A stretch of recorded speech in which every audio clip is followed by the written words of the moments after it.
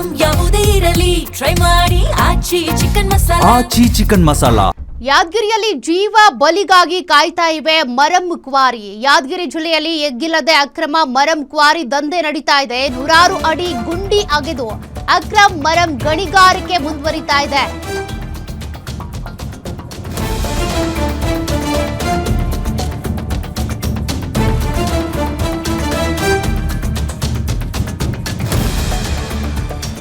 ಜನವಸತಿ ಸಮೀಪ ಹಾಗೂ ರಸ್ತೆ ಅಕ್ಕಪಕ್ಕದಲ್ಲೇ ಇದೆ ಮರಂ ಕ್ವಾರಿ.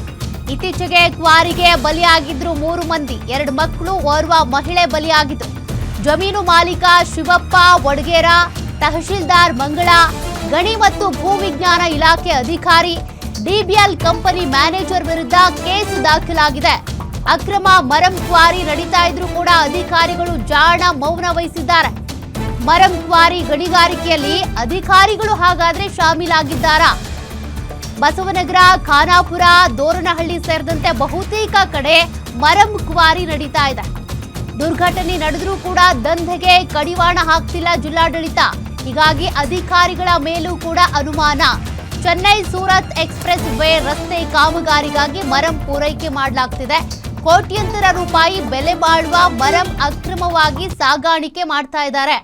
ಅಕ್ರಮ ಮರಂ ಕ್ವಾರಿ ದಂಧೆ ಮಾಡುವವರ ವಿರುದ್ಧ ಕ್ರಮ ತೆಗೆದುಕೊಳ್ಳಿ ಅಂತ ಸ್ಥಳೀಯರು ಆಗ್ರಹಿಸಿದ್ದಾರೆ. ಮೊನ್ನೆ ಇದೇ ಕ್ವಾರಿಗೆ ಬಟ್ಟೆ ತೊಳೆಯೋದಕ್ಕೆ ಹೋದಂತ 2 ಬಾಲಕಿಯರು ನೀರಲ್ಲಿ ಬಿದ್ದಿದ್ರು. ಅವರನ್ನು ಕಾಪಾಡೋದಕ್ಕೆ ಹೋದಂತ ಮಹಿಳೆಯೂ ಕೂಡ ನೀರಲ್ಲಿ ಬಿದ್ದು 3 ಜನನು ಮೃತಪಟ್ಟಿದ್ದಾರೆ. ಆ ಪ್ರಕರಣ ಆದ್ಮೇಲೂ ಕೂಡ ಜಿಲ್ಲಾಡಳಿತ ಇನ್ನೂ ಎಚ್ಚೆತ್ತುಕೊಂಡಿಲ್ಲ. ಜನವಸತಿ ಪ್ರದೇಶಗಳು, ಮನೆ ಇರುವಂತ ಪ್ರದೇಶಗಳ ಸುತ್ತಮುತ್ತಾನೆ ಈ ಮರಂ ಕ್ವಾರಿ ಅಕ್ರಮವಾಗಿ ಎಗ್ಗಿಲ್ದೆ ಸಾಗ್ತಾ ಇದೆ. ಇವರು ಹೈವೇ ರೋಡದವರು ಈಗ ಏನು ಮಾಡ್ತಿದಾರೆ ಅಂದ್ರೆ ಕ್ವಾರಿಗೆ ಖರೀದಿ ಮಾಡಿ ಎಷ್ಟಿಂದ ರೈತರ ಜಮೀನನ್ನು ಖರೀದಿ ಮಾಡ್ತಾರೆ. ಇನ್ಲೀಗಲ್ ಆಗಿ ಹೊಡಿತಾ ಇದಾರೆ, ಲೀಗಲ್ ಆಗಿ ಹೊಡಿತಾ ಇಲ್ಲ. ಅವರು ಅಧಿಕಾರಿಗಳು ಏನು ಮಾಡ್ತಾ ಇದಾರೆ, ಕಣ್ಣು ಮುಚ್ಕೊಂಡು ಕುಂತಿದ್ದಾರೆ ಆಗದ. ಈ ಕೂಡಲೇ ಅವರಿಗೆ ಇಷ್ಟು ಫೀಟ್ ಅಂತ ತೊಡಿಬೇಕು. ಯಾರಿಗೆ ಹೇಳಂಗಿಲ್ಲ ಕೇಳಂಗಿಲ್ಲ, 1 ಕಂಬ 2 ಕಂಬ ಹೊಡೆದ್ಗೆಸಿಂದ ಹಿಂಗೆ ಜೀವ ಬಲಿ ತೊಗೊತಾ ಇದಾರೆ. ಈ ಮೊನ್ನೆ ತಾನೇ ರವಿವಾರ ದಿನ ಮುದ್ದು ಮಕ್ಕಳು 3 ಮಕ್ಕಳು ಸತ್ತಿದ್ದಾರೆ. ಇದು ಯಾರು ಹೊಣೆಗಾರರು? ಈ ಕೂಡಲೇ ಅಧಿಕಾರಿಗಳು ಕ್ರಮ ತೆಗೆದುಕೊಳ್ಳಬೇಕು. ಒಂದು ವೇಳೆ ಕ್ರಮ ತೆಗೆದುಕೊಳ್ಳೋದು ಹೋದರೆ ಕರ್ನಾಟಕ ರಾಜ್ಯ ರೈತ ಸಂಘ ಹಾಗೂ ಹಸಿರು ಸೇನೆದಿಂದ ಉಗ್ರ ಹೋರಾಟ ಮಾಡಲಾಗುತ್ತದೆ.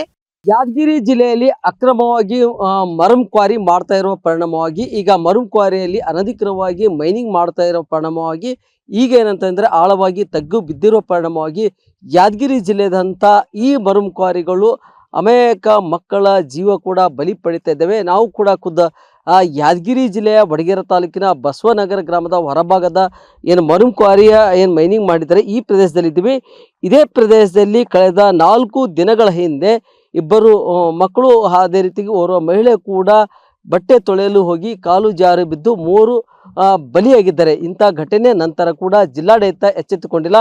ಪ್ರಮುಖವಾಗಿ ಕೇವಲ ಈಗ ಬಸವನಗರ ಅಲ್ಲ, ಇಡೀ ಯಾದಗಿರಿ ಜಿಲ್ಲೆಯಾದಂಥ ಏನು ಚೆನ್ನೈ ಸೂರತ್ನ ರಾಷ್ಟ್ರೀಯ ಚೆನ್ನೈ ಸೂರತ್ ಎಕ್ಸ್‌ಪ್ರೆಸ್ ವೇ ರಸ್ತೆ ನಿರ್ಮಾಣಕ್ಕಾಗಿ ಈಗ ರಸ್ತೆ ಪಕ್ಕದಲ್ಲಿ ಕೂಡ ಅನಧಿಕೃತವಾಗಿ ಮರಂ ಕ್ವಾರಿಯಲ್ಲಿ ಮರಮನ್ನು ತೆಗೆದು ರಸ್ತೆಗೆ ಬಳಕೆ ಮಾಡ್ತಾ ಇದ್ದಾರೆ. ಆದರೆ ಈಗ ಯಾವುದೇ ಅನುಮತಿ ಇಲ್ಲದೆ ನಿಯಮವನ್ನು ಉಲ್ಲಂಘನೆ ಮಾಡ್ತಾ ಇದ್ದಾರೆ. ಹೀಗಾಗಿ ಈಗ ನಾವು ನೋಡ್ಬೋದು ಎಷ್ಟು ಈಗೇನು ರೈತ ಬಸವನಗರ ಗ್ರಾಮದ ರೈತರ ಜಮೀನು ಪ್ರದೇಶದಲ್ಲಿ ಈ ಥರ ಮರಮನ್ನು ಕೂಡ ತೆಗೆದಿದ್ದಾರೆ. ಇದರಿಂದ ಏನಂತಂದರೆ ಚಿಕ್ಕ ಮಕ್ಕಳು, ಅದೇ ರೀತಿಯಾಗಿ ವಯಸ್ಸಾದವರು ಕೂಡ ಕುಡಿಯಲು ಬಂದರೆ, ಅದೇ ರೀತಿಯಾಗಿ ಬಟ್ಟೆ ತೊಳೆಯಲು ಬಂದಾಗ ಆ ನೀರು ಪಾಲಾಗಿ ಮೃತಪಡುವಂಥ ಪ್ರಕರಣಗಳು ಕೂಡ ಯಾದಗಿರಿ ಜಿಲ್ಲೆಯಲ್ಲಿ ಹೆಚ್ಚಿನ ಪ್ರಮಾಣದ ಪ್ರಕರಣಗಳು ಬೆಳಕಿಗೆ ಬರ್ತಾ ಇದ್ದಾವೆ. ಇಷ್ಟೆಲ್ಲ ಘಟನೆ ಆದರೂ ಕೂಡ ಜಿಲ್ಲಾಡಳಿತ ಎಚ್ಚೆತ್ತುಕೊಂಡಿಲ್ಲ. ಪ್ರಮುಖವಾಗಿ ಈಗ ನಾವು ದೃಶ್ಯಗಳನ್ನು ಕೂಡ ನೋಡ್ಬೋದು, ಆಳವಾದ ತಗ್ಗು ಕೂಡ ತೋಡಿದ್ದಾರೆ. ಹೀಗಾಗಿ ಇಲ್ಲಿ ಏನಂತಂದರೆ 3 ಕೂಡ ಮೃತಪಟ್ಟಿದ್ದಾರೆ. ಈ ಘಟನೆ ನಂತರ ಕೂಡ ಜಿಲ್ಲಾಡಳಿತ ಕೂಡ ಎಚ್ಚೆತ್ತುಕೊಳ್ಬೇಕಾಯಿತು, ಅದ್ಯಾವುದು ಕೂಡ ಎಚ್ಚೆತ್ತುಕೊಂಡಿಲ್ಲ. ಅದೇ ರೀತಿ ಖುದ್ದು ಇಲ್ಲಿ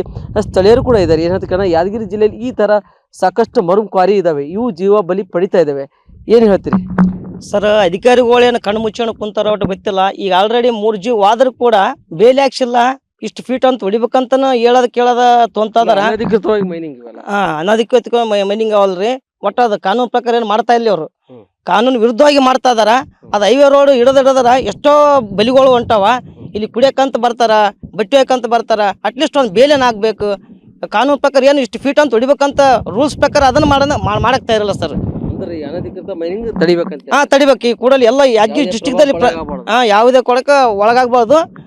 ಇಲ್ಲಿ ಯಾದಗಿರಿ ಡಿಸ್ಟಿಕ್ ಬರ್ತಕ್ಕಂಥ ಎಲ್ಲ ತಾಲೂಕುಗಳು ಬಂತು, ಗ್ರಾಮಗಳು ಬಂತು, ಎಲ್ಲೆಲ್ಲಿ ಕ್ವಾರಿಗಳು ಅದಾವಲ್ಲ ಈ ಕೂಡಲೇ ಬೇಲಿಗಳು ಹಾಕ್ಸಿ ಅದಕ್ಕೆ ಸಂಬಂಧಪಟ್ಟ ಅಧಿಕಾರಿಗಳು ಈ ಕೂಡಲೇ ಎಚ್ಚೆತ್ತುಕೊಳ್ಳಬೇಕು.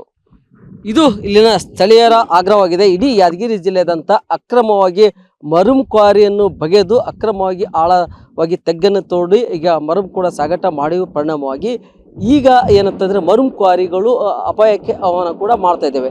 ಹೀಗಾಗಿ ಜಿಲ್ಲಾಡಳಿತ ಅಕ್ರಮವಾಗಿ ಮರಂ ಕ್ವಾರಿ ಮಾಡುವವರ ವಿರುದ್ಧ ಕಠಿಣ ಕ್ರಮಕ್ಕೆ ಆಗ್ರಹ ಮಾಡಿದ್ದಾರೆ. ನಾಗಪ್ಪ ಮಾಲಿ ಪಟೇಲ್, ಗ್ಯಾರಂಟಿ ನ್ಯೂಸ್, ಯಾದಗಿರಿ.